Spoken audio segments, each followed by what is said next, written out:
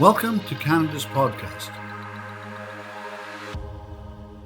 All right, ladies and gentlemen, welcome to Canada's podcast. My name is Rivers Corbett, and I am the lucky one that gets to hang out on Canada's Atlantic coast to chat with amazing entrepreneurs who are not only on their journey of incredible impactfulness themselves, but are also doing the same for people. And I'm really thrilled to have Gabriel Basque on as my guest today. Gabriel is based out of Moncton, New Brunswick, fine city in the province of New Brunswick.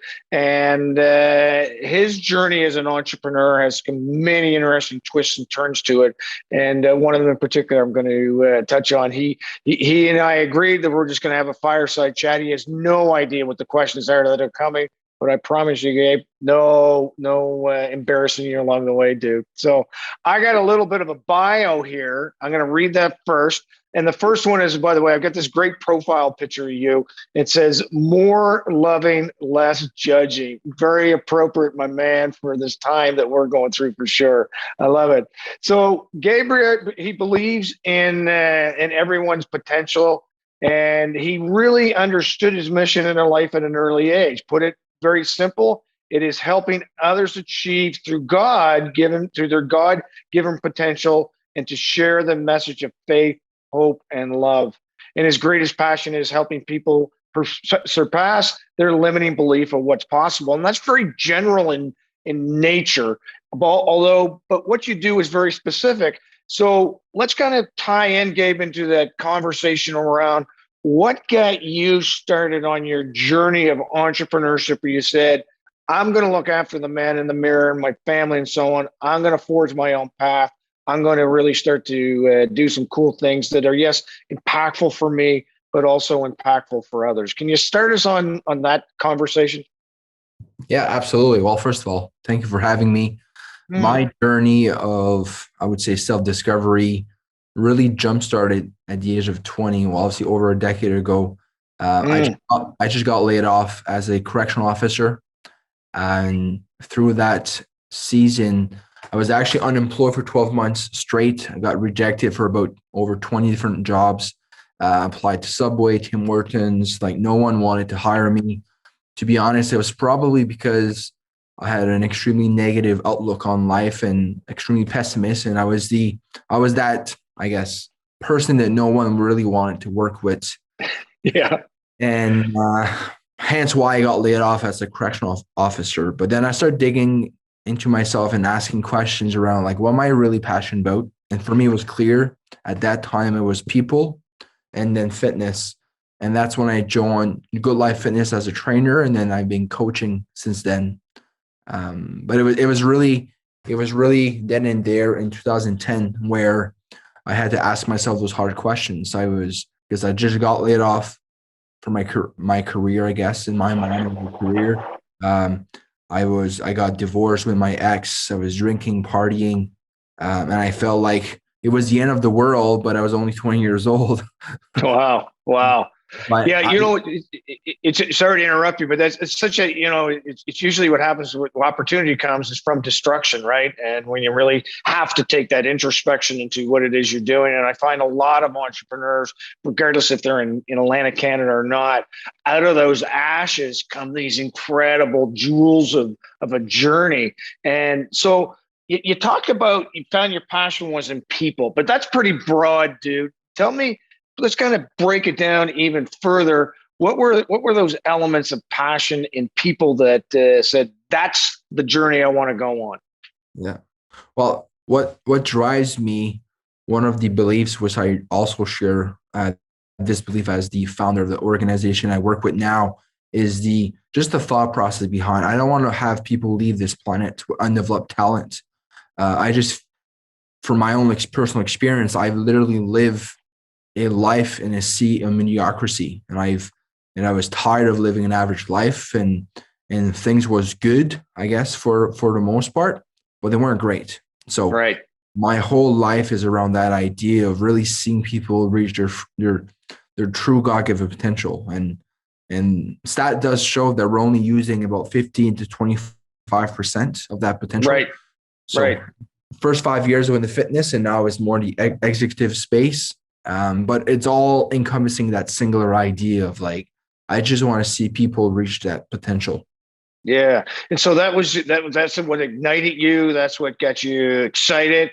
They say one of the greatest days in your life. Well, two of them are one when you're born, and the second one is when you recognize what your God-given talent is. And I believe I was brought to this earth to serve entrepreneurs by being one, and then taking that talent and moving it to the next level. Now, you mentioned with the organization that you work with now, but I think this is an interesting lesson for entrepreneurs. You work with LMI Canada, which is an international organization really focused in on, you'll do a better job with that, leadership skills. But I consider you to be an entrepreneur, even though you've tapped into another organization. See, it's all about those tools you surround yourself with. You don't have to be an inventor of an idea. It's really how you build a business around the resources that you've got. So talk about, if you could, that discovery process, my friend, where you said, okay, I recognize who I want to serve and what I want to do. Now I have to go find the resources to help me do that. Can you take us through, as entrepreneurs, of that conversation with yourself and that discovery? Yeah, absolutely. So when I first started with Good Life Fitness at the age of 21, my mindset was that I'm a business owner with Good Life, and I'm choosing to work with them versus them choosing to have me. Right.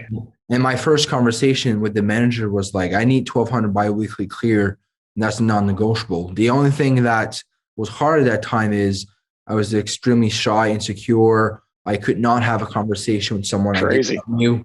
And it actually took me 4 months to get a job because he said, oh, no, you're not ready. You can't, you'll never succeed. And then what happened, I've took a position as a motivator at the front desk, and I built my confidence by doing orientations with new members. Yes. Long story short, I went back to the boss, the manager, say, listen, it's been 4 months. You got to give me a shot. I need to make more money. And then I even bribed him a bit. I'm like, oh, I have clients ready to sign up. And he's like, okay, I guess so. And I love it.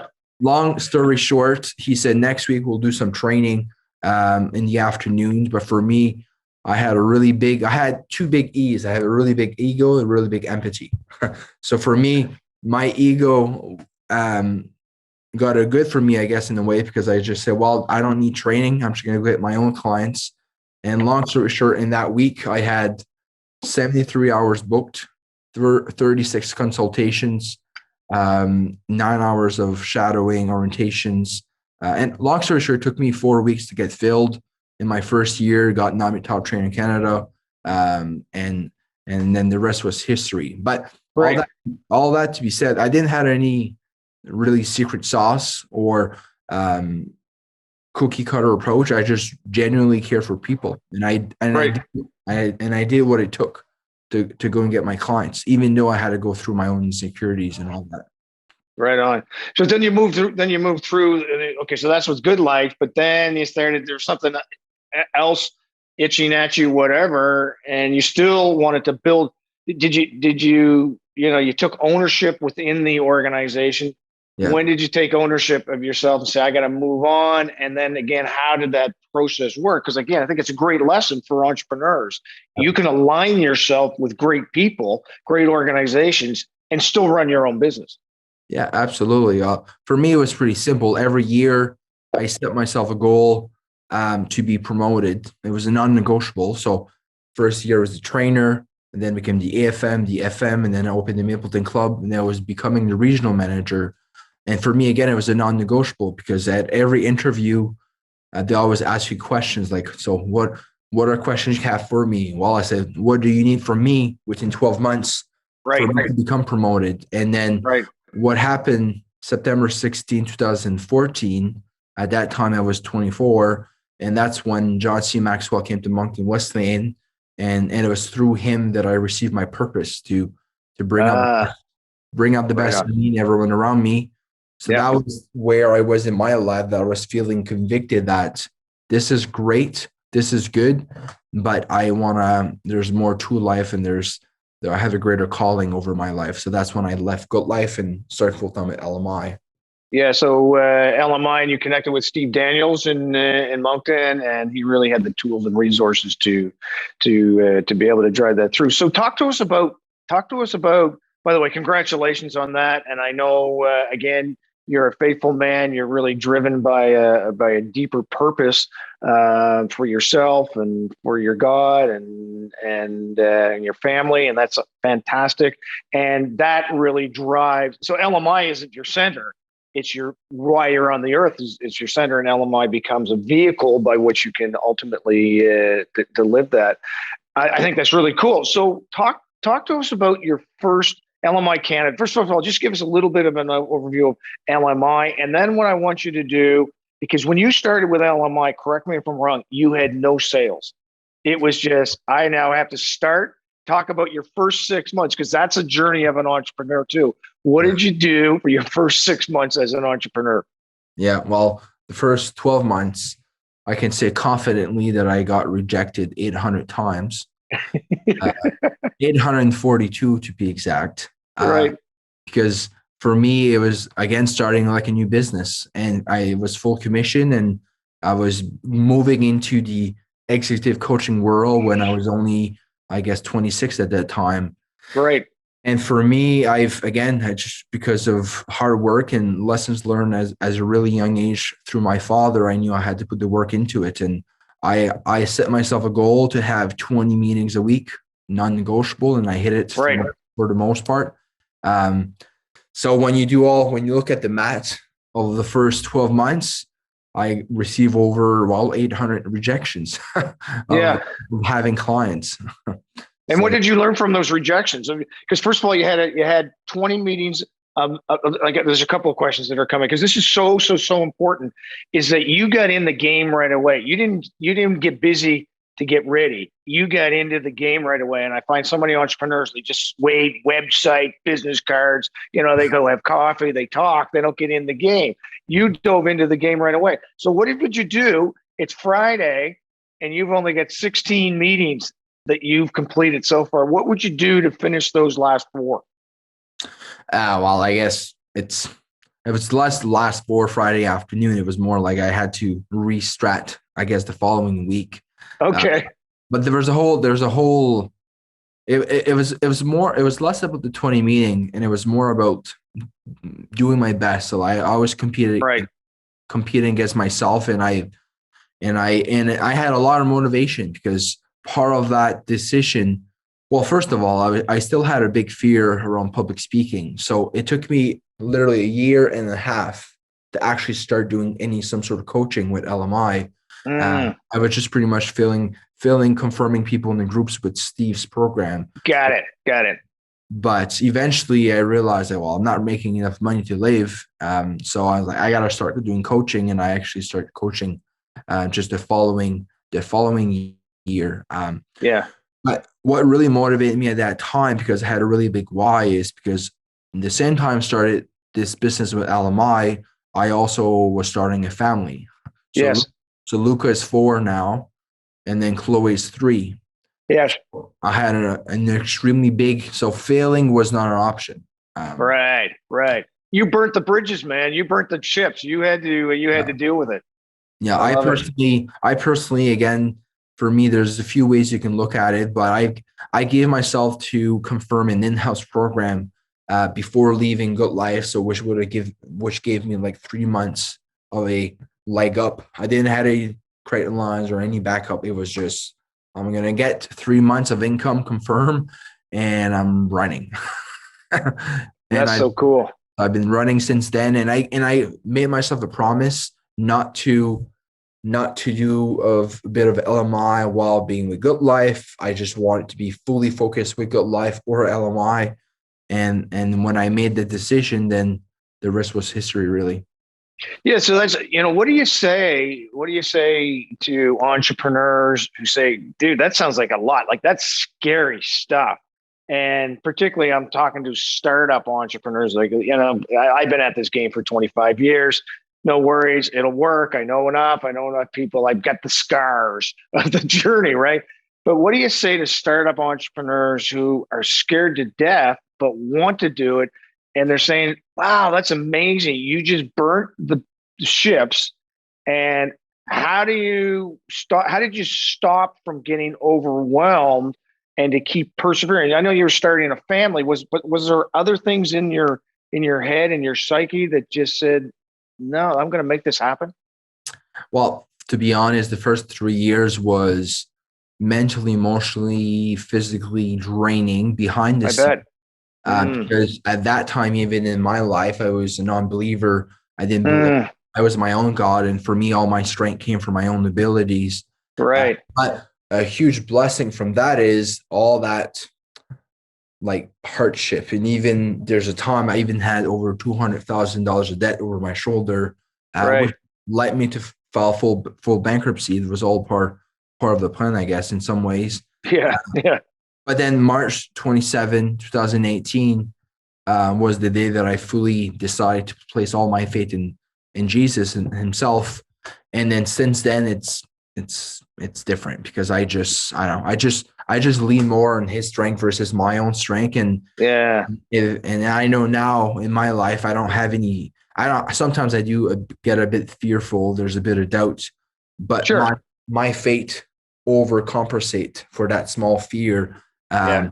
But at that time in my life, I didn't have faith to lean on. So it was just fear. Yeah. Well, it's funny you say that. You talk about, you were your God. Well, what you've come to realize, even though you have those fears, dude, this, you're still a human, right?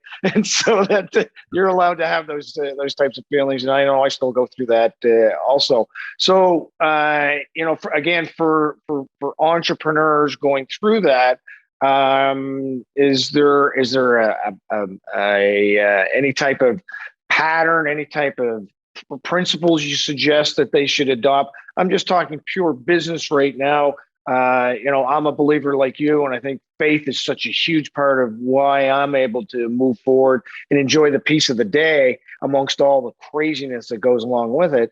But are there some other principles that you wrapped around that Yeah. you adopted in those years, or even in the past couple of years that you've adopted in moving your business forward? Because you're a very successful man. You were talking about public speaking, dude. You were just, or soon going to be, the lead speaker. It was either at Mark Black's event or Terry Richard's event that she's got coming up. So that's pretty crazy stuff, from being afraid of public speaking to now being the honored speaker.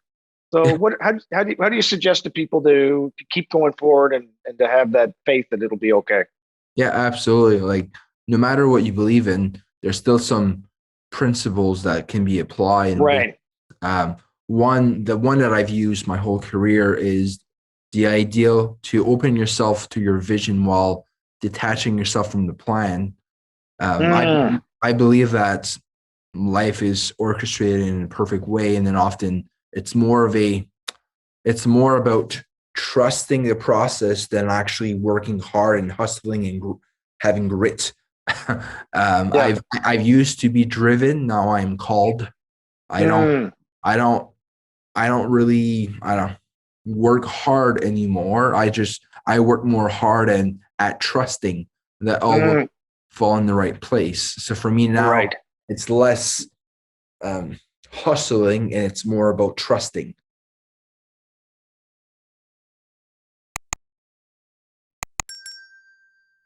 Do you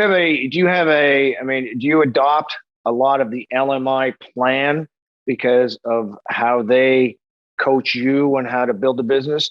And if you do, what have you learned along the way for those entrepreneurs that aren't lucky enough to have an LMI structure in place to give that trust to? Is there any thoughts on that, how you train? Because not all your clients have that luxury, right? Yeah, exactly. Well, I would definitely second that. Like since 2015, like I was blessed to be part of even a client with LMI. I took the effective personal productivity twice, the EPL once, the EML twice, and taking the ESL.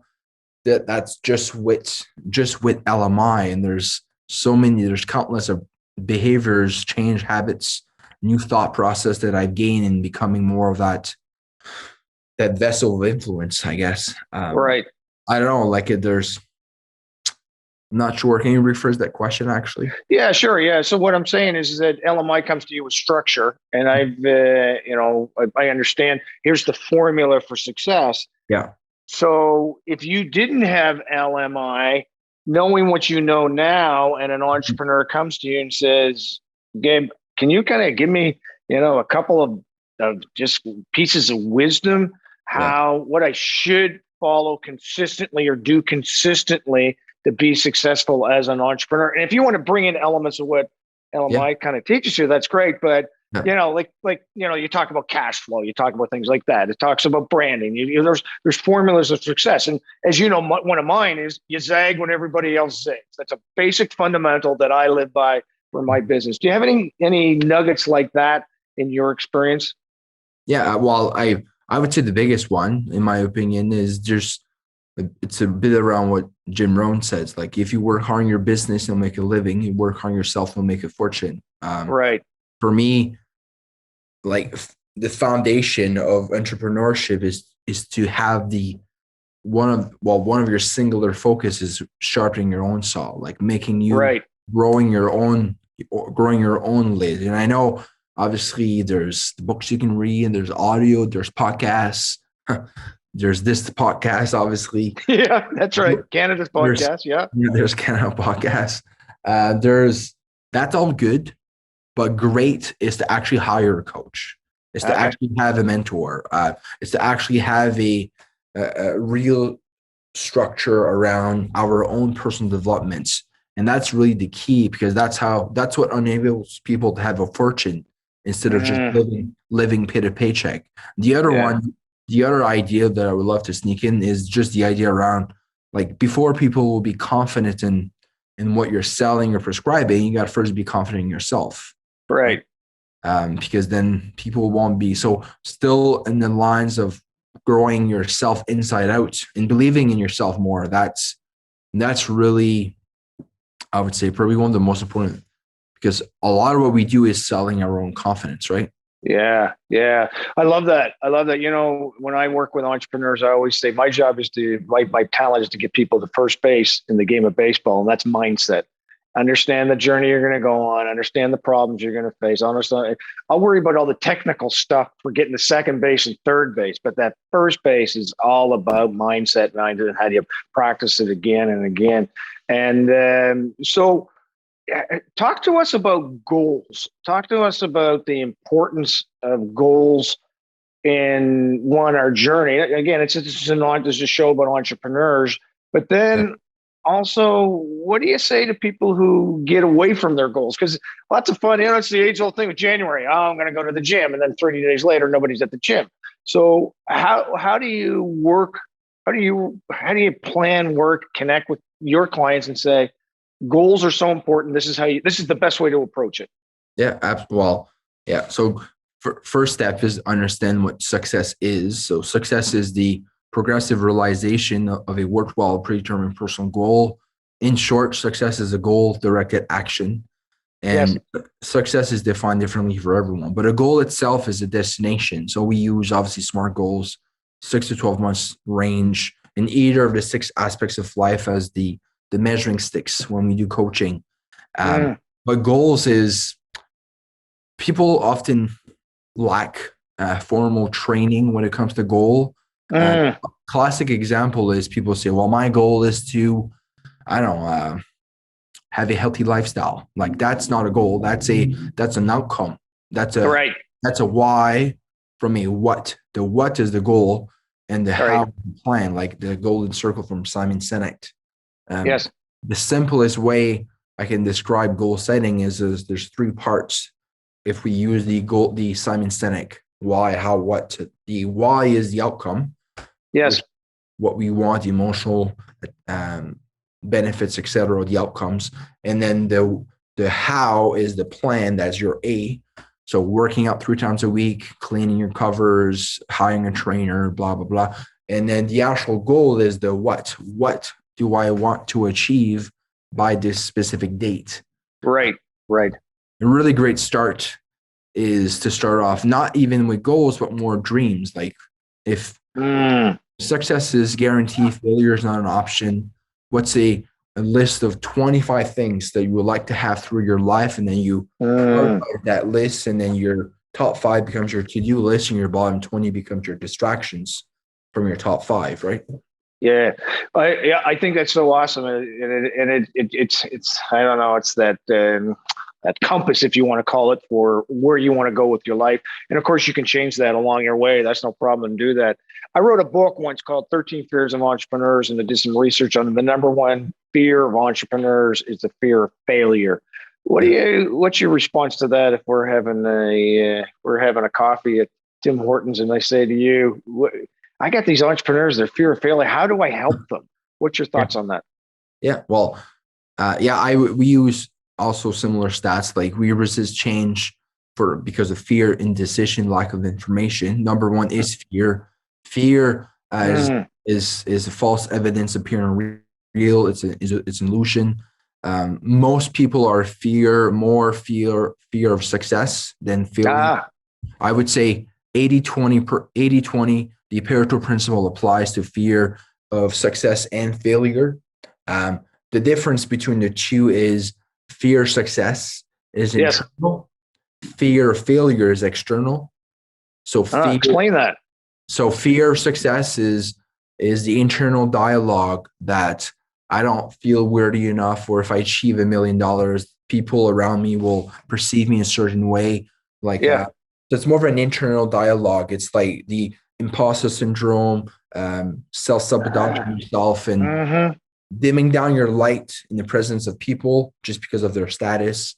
That's all fear success. Fear of failure is like, I want to do that thing outside of me that I don't think I'm capable, like public speaking. My biggest fear was public speaking. And what's the antidote for fear? Well, simple: action. Action. Yeah. It's not reading a book. It's not hiring a coach. It's not doing this. Those are all, it helps you putting yourself in the right environment. But the fastest, most effective way to destroy fear in your mind, because that's a story in your mind, is you prove yourself the opposite narrative. So you change the story through actions, because I'm also writing a book, and never saw myself even being capable of reading. So I'm like, I'm going to completely shatter that thought process by actually just writing a book. Yeah, I love that stuff. That is so cool. So what was your speech about? Was it Terry's event that you were at, or was it Mark's? I'm speaking at the two.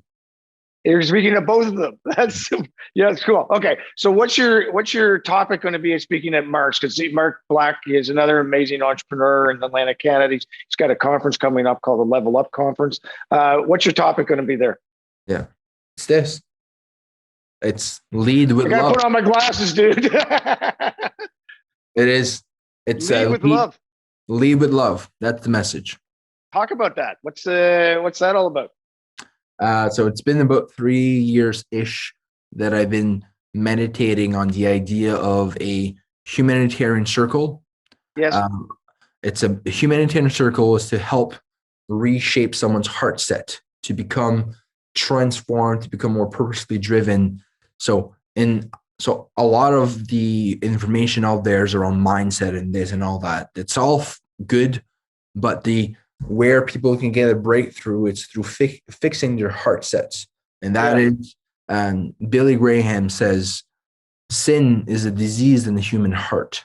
So the whole idea behind leading with love and transforming and being exposed to the ideas that I'm going to share, it's really about fixing the heart set of people. Yes. And there's 3 big ideas that I'll be dissecting and sharing. One is discovering your identity, managing your state, and awakening your life, which summarizing the whole idea of the humanitarian circle.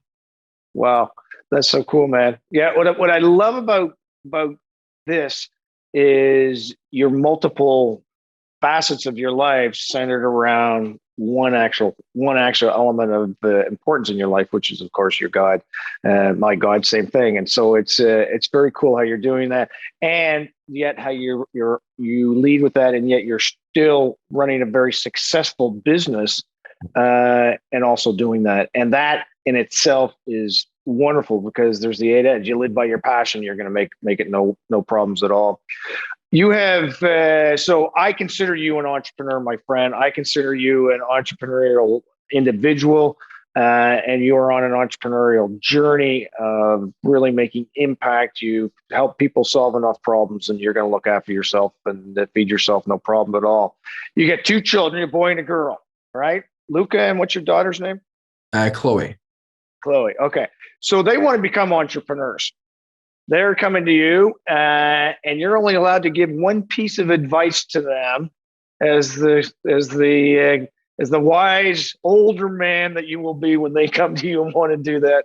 Yeah. What's the one thing that you're going to say to them to be successful as an entrepreneur based on what you know? Yeah. Find the gap in the market. Find the gap in the market. Explain that for me, please. Well, entrepreneurship is, at the simplest form, is solving a problem. Right. All businesses is in the market of solving a problem. And as you solve a bigger problem, you bring more value, you have a wider triangle from cost. Right. So for me, as I'm moving into even more the entrepreneurship, I do coaching, I do speaking, I'm starting in the payroll company. I've eventually will be planting a church. Like, I don't know, there's a lot of pieces to the puzzle, but even though there's a lot of projects that I'm working on, there's still one singular goal around my whole life. Yes. But even on my faith side, like I even will be growing and starting businesses in that field, but it's my thought going into it is still on that idea on closing the gap. So what is the gap that right in I love it. Identity, right? Okay, so here's a question for you. That's usually my lead off or my ending question is the one about the kids, because I always find that so interesting.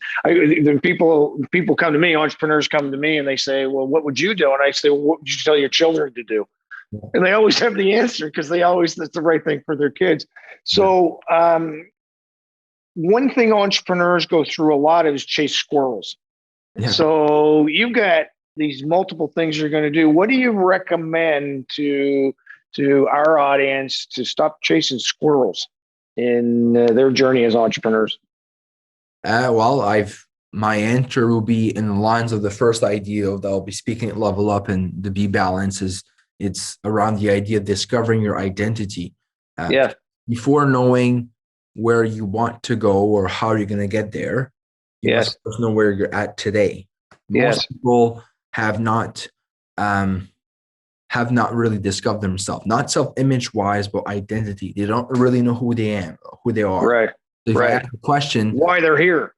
Yeah. Well, why they're here, but it's a lot deeper than that. Like discovering your real passions and how to manage your positive expectancy, like true, like personal leadership, like self-mastery, like really understanding at the core, not just mentally, but at the core, like who am I as a person? Because when you're clearer on your A, then you strive for your B goal, and then you have less of a likelihood of achieving your C goal, and because you may not know which goal to really work on. It's like building a house when your foundation is not really solid. Right.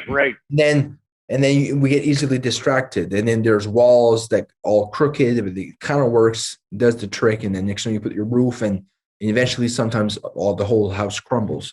How to prevent that to happen, how to have less squirrels and to actually be working on the right goals is to be clear on what is that A. What does the A really represent? Which is so when entrepreneurs lean in and now and they say, okay, I get that, Gabe, but how do I know when I got enough information to begin my journey? Because as you know, again, our journey of entrepreneurs, it's not 100%. It's not science. There's a lot of art in here. So how would you coach people to say, okay, you got enough, now you can at least start your journey? Well, so for me, I've always been like a doer. Like I've always done. Right. I've always made leaps of faith in all aspects of life. I never really hold off on doing things. But I think what's important throughout that process, because success is a progressive realization over 12 years, the personal goal is having scheduled time to sit in silence, schedule time just to be still, and then to just to absorb and reflect and crystallize and to be more in touch with self and really who you are. And that's really the key to prevent less of the just because most entrepreneurs are ineffective in their journey of building a business because they haven't learned the simple practice of slowing down to then speed up. Probably read it, they see it, and it's a good idea. Yeah, slow down. I watched TV last night. No, like you really gotta connect with yourself. Like I love that. I spend most of my time just sitting in silence and meditation and connecting with really what's the optimal way to live my life moving forward. I love it. You, sir, have touched upon a phrase that I use a lot. Sometimes you got to slow down to speed up. I love that you did that.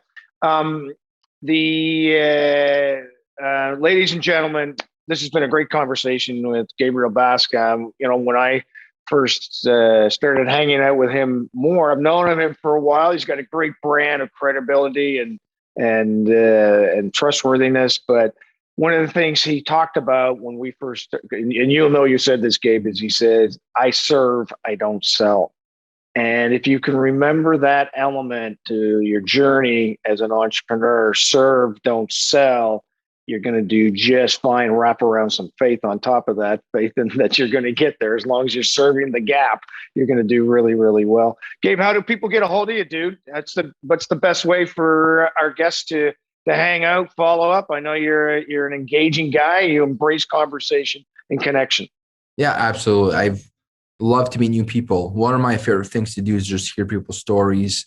Zero expectations. That's always my gift to people, is just to be there to listen. I'll even pay for the coffee just to hear someone speak.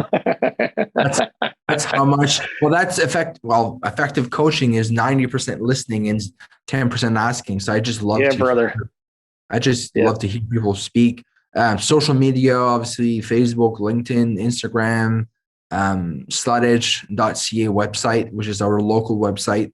We have a national and an international website, but locally, sludage.ca is the website. You can connect and schedule a and we're going to have this all in the bio too, man. So I'm going to tell you, he'll make time for you. And there's the other thing. He won't make you feel like you're wasting this time.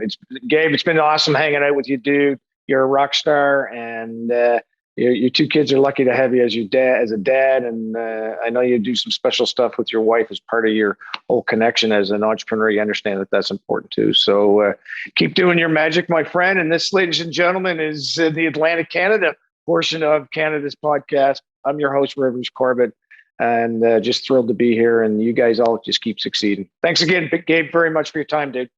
Awesome. Thank you so much.